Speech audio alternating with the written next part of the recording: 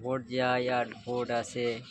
নেতাজি সুভাষচন্দ্র আর স্বামী বিবেকানন্দের মতো মহাপুরুষরাই ফাঁসে।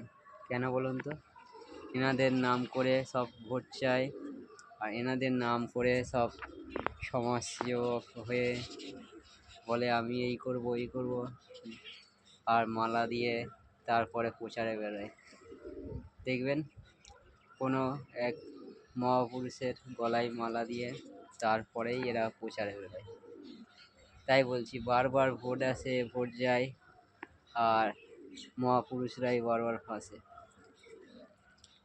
আর ভোটের সময় তো সে তো গরিবদের ওপর অত্যাচার, ভোট গেলেও তারপরেও গরিবদের ওপর অত্যাচার।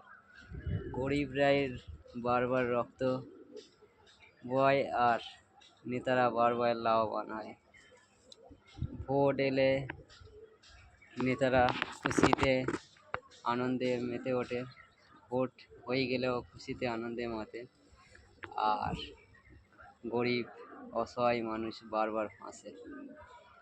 এরা কেউ ঘর হারায়, কেউ নিজের আপনজন হারায়, আর নেতারা কোটি কোটি টাকা কামায় আর নতুন কোনো বাসা বানায়। তাই বলছি, পুরোপুরি সম্পূর্ণ আলাদা প্রকৃতির মানুষ। তাই গরিবরা কেন বারবার এই নেতাদের ফাঁদে ফাঁসে আমি বুঝতে পারি না।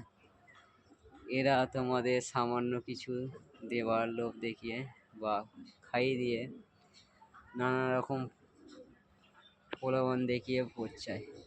এরা কি নিজের সম্পত্তি দিয়ে তোমাকে সাহায্য করে? তা নয়, এরা তোমাদেরই সম্পত্তি তোমাদের দেবে, তা সেখান থেকেও ওরা কামিয়ে নেবে।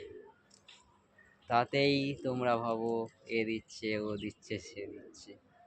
কেউ দিচ্ছে না, কারোর সম্পত্তি দিচ্ছে না, সব তোমাদের ট্যাক্সের টাকায় বা তোমাদের যে ঘাম ঝরানো সেই কষ্টের উপার্জনের টাকার ট্যাক্স দিয়ে তোমাদেরই দেবে। আর তোমাদেরকে ভোটের ময়দানে লাভিয়ে কেউ রক্ত, কেউ নিজের আপনজন, কেউ বা ঘর সবই হারাচ্ছ। কেন তোমরা এই ফাঁদে ফাঁসছো? তাই বলছি, ভোট যাবে ভোট আসবে, গরিব লোক আর মহাপুরুষরাই ফাঁসবে।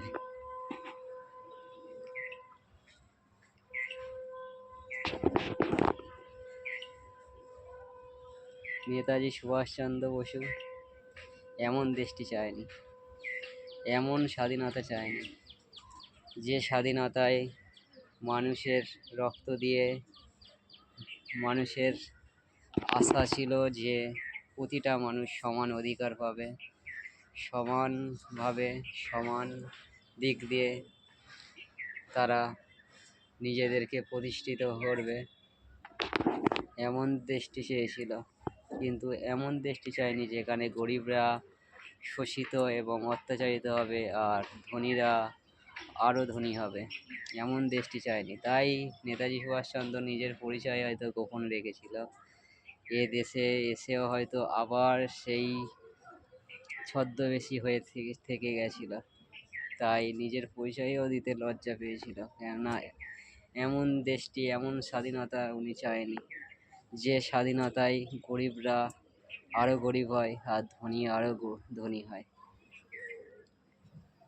হয়তো আমরা বা সবাই ব্রিটিশ অর্থাৎ ইস্ট ইন্ডিয়া কোম্পানির হাত থেকে মুক্তি পেয়েছিলেন, কিন্তু ওরম আরও কত কোম্পানি রয়ে গেছে, সেই কোম্পানির হাত থেকে যতদিন না রক্ষা পাবে ততদিন স্বাধীন হতে পারবে না।